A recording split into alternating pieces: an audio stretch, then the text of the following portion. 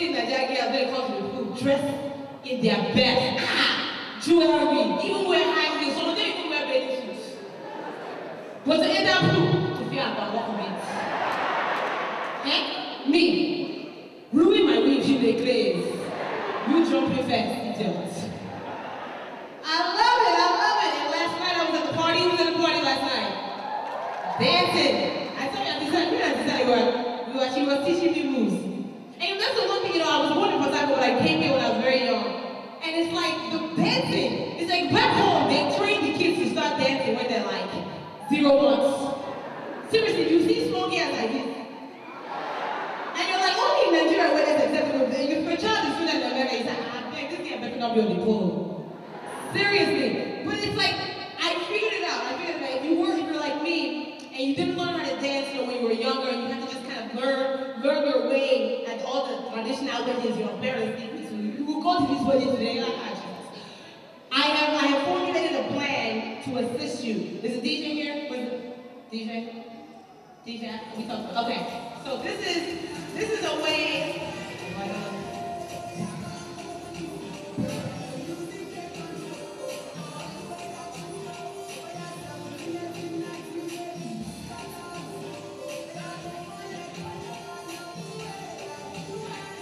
Alright, so if you don't know how to dance, this is how you know. This is how you guys ready? It's a very simple lesson. You remember, I promise you use this tonight stuff.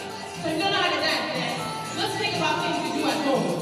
Start, say, oh yeah. Pound the yam, pound the yam, pound the yam, pound the yam, hey, pound the yam, pound the yam. Let me get creative, hey. Start about, if you really want to somebody is sweating on the dance floor, I will clap. Hey, come on, get out. Come on, get out. And then to really show off, man. Hey, hey, you think I'm playing? You do this tonight. I will see somebody else on the dance floor. What do you got? What is this? What do you got? Just say. DJ, thank you. But I love it here. But when I got off the airport, when I got off the plane, I thought I was in Nigeria. Hey, the minute that heat hit me, I said, Jesus.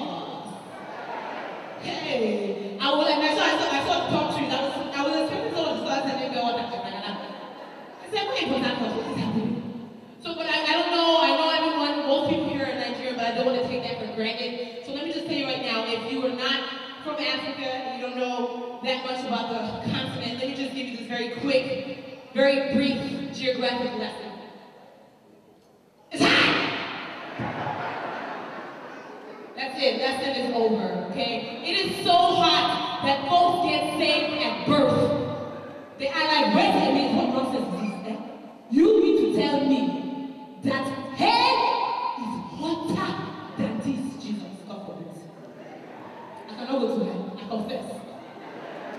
What's crazy is I was back home and I heard the funniest thing on the radio. I heard the weather report. And I'm trying to figure out what is there to report. We only have 2 seasons.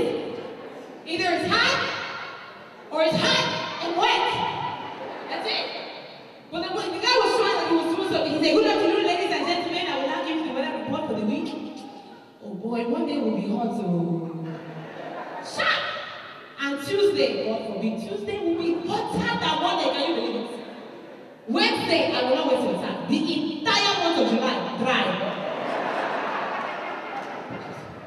I was like, that has got to be the worst job to have in a recession. Because can you imagine, the weatherman come down sick again today, what will we do? I'm shaking, please, I beg. Go and get the weather report from this time last year. It has not changed. And they call Uche and tell him he's fired. You don't need him. Nonsense. But it's great because, I have a lot of friends who know I'm Nigerian. And they always ask you the random, dumbest questions sometimes. So I live in New York City. Where's New York City at? Okay, where Brooklyn at? Harlem in the house? They're like, I don't know that far. We don't go that far. No, I'm not gonna run. But I'm not surprised that an African wins that race every year. What is the starting cue? A gunshot. What do they think we're running from in Africa? Okay, he's not winning that race because He practiced for months. He's winning that race because he got a flashback. He's like, on your mark, get set, trust, you make it road. I said, help you. Hey, she's like, don't stop till you get to the refugee camp. Run. Hey, that is how they killed your brother. 2 days later, they're like, the race is over. I was saying my family, it's nonsense. But no, they always ask me dumb questions like, oh my God, Yvonne, you're African. Do you braid hair? Do I look like I braid hair? But an African will grip the mess out of your scalp, won't they? An African will find hair in places that you did not know existed. Child! Last time I was back home, I went to the braid gallery. I sat down in this lady's chair. I promise you, the lady grabbed my throat. I said, what are you doing? She said, stop very still, do not move, man. There is a piece of hair right there. I must get it and connect it back to your root. The devil is a liar. This is nonsense. But I love, we have a lot of young people here. I love to big up to all the young people in the house. Woo! Live your dreams, man. I am living mine. My parents wanted other dreams for me. They wanted me to be a doctor. Shocker. So after I got my master's, I was like, Mommy, I don't know about this. But you know, if you take that course in school, everyone takes that course in school that really lets you know where you stand in life. For me, that course was organic chemistry. I have some witnesses in the house, praise Jesus. You know, you have never seen a test that's been put in front of you already. I know I'm smart. But at this very moment, I feel really dumb. When you just start singing and nursery rhyme to figure out if the answer is A or B, I'm like, A, B, C, D, E, F, G. Okay, I'll do A. Like, seriously. So after that, I had to call my mom. I was like, you know what, Mom? This is not going to work. So I called her, and I took a class that revolutionized my life. So I figured out what I was going to major in. So I called my mom and said, hey, Mom, I know what I'm going to major in.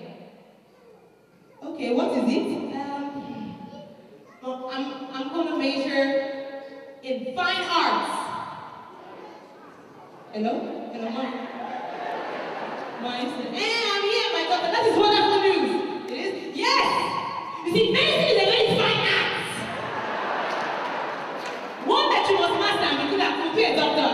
Well, that's not it. And it's a story. My mom is, she's not the kind of person you can talk to. My mom always leaves me messages as if she's writing me a letter. It's like, hi, you've reached Yvonne, sorry, I'm not able to take your call, but please leave me a message at the beep. Beep. My dearest only daughter, Yvonne. This is your mother. I've been trying to call you for days now, I have not come to you. It is as if you have forgotten that I am alive. But that is okay.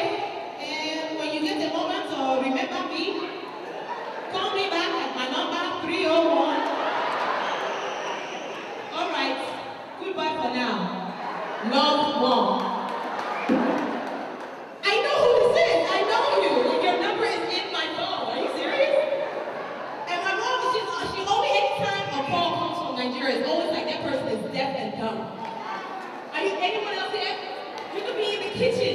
The connection can be perfect. The minute she sees 011, Jesus. Hello? Can you hear me?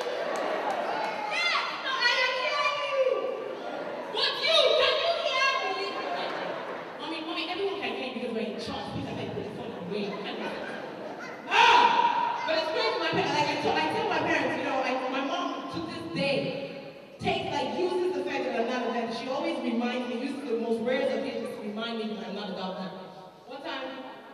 One time I got a headache, and my mom's a nurse, by the way, so preface this. So she's always talking about Yvonne. I see those cats in the hospital. You too can be over there. I'm like, Mom, let it go. So I asked her, like, Mom, I have a headache. Should I say Tylenol or leave? It's like really pounding. Look at the kind of question you're asking. If you were a doctor, you'd be writing prescriptions now, eh? One time I was helping her in the kitchen. I cut my finger, oh my gosh, on the blender. Hey, Jesus! I said, Mommy, I'm bleeding, help! If you were a doctor, you'd be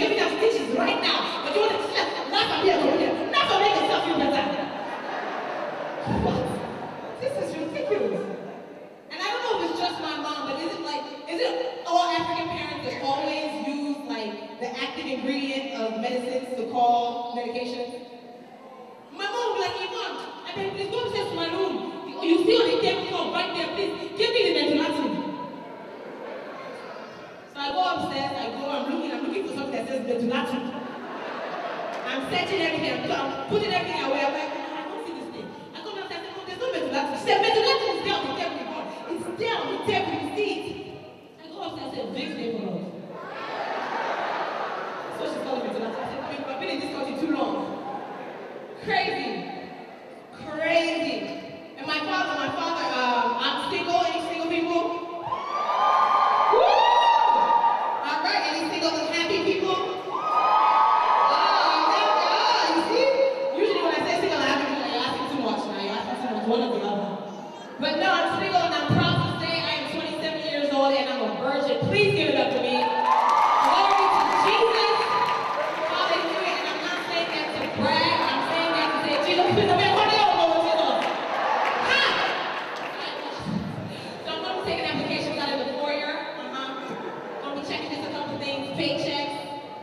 pay stubs, credit reports, passports. I just don't want any problems. I don't want problems. So see me out front. But I am. And it's crazy because my father is on a mission to marry me off. My father, like seriously, the only dating advice my dad gave me when I was growing up was this. He said, Yvonne, listen to me. You cannot date until you get married.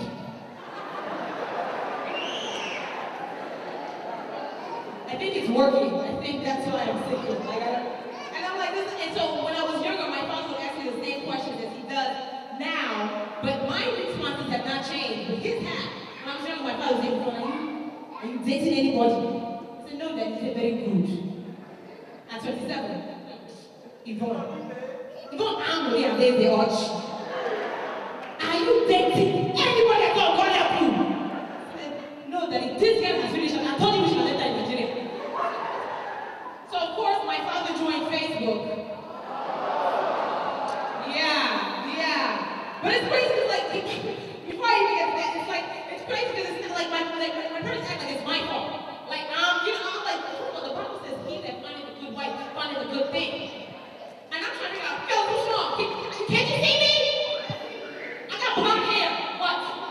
Okay? So I'm like that, it's not my fault. And it's crazy because he joined Facebook, and I didn't accept it, because that's what you're supposed to do. And the problem with that is, I live with him. And I didn't even know my parents knew anything about Facebook, first of all. So I didn't even know anything, my parents knew anything about Facebook. So I ignored it, and one day I'm in the kitchen doing what I do best, I'm in the fridge. That's what you do best when you live at home. And he comes down the steps and says, hey, this is a very interesting situation we have here. You think that you will ignore my request for friendship? On this your face, your book, and continue to eat from a fridge. Like a hunter without a rifle. You are not serious about life. What epic proverb is this? What? And it's crazy because like my Nigerian brothers, I love you guys. My Nigerian brothers, I want to marry a Nigerian man. God help me, yes. But you people have to make it easy on me, I beg you. Sometimes your approach. Now wow. Hey! For true. This is a true story I will tell you right now. I can't even write this. I'm at a traditional wedding, carrying 2 plates of food to my mom. Carrying 2 plates, this guy stopped me. Hey, fine girl! I said, first name fine, last name girl. I said, this thing. Mama, she spent time for my name, but I beg, you respect that. So he said, fine girl, come here. Oh boy, I have been watching you the entire night. I said, so what you're saying is that you've been stalking me. No, nonsense. I've only been stalking you with my eyes. But now, I want to stalk you with my eyes and my mouth. I said, I just dropped the plate, I just go. I said, I don't know what to do. So my father on Facebook, right, he's like tagging every picture there is of me. Tagging every picture. Saying, this is my daughter. She's ripe for marriage.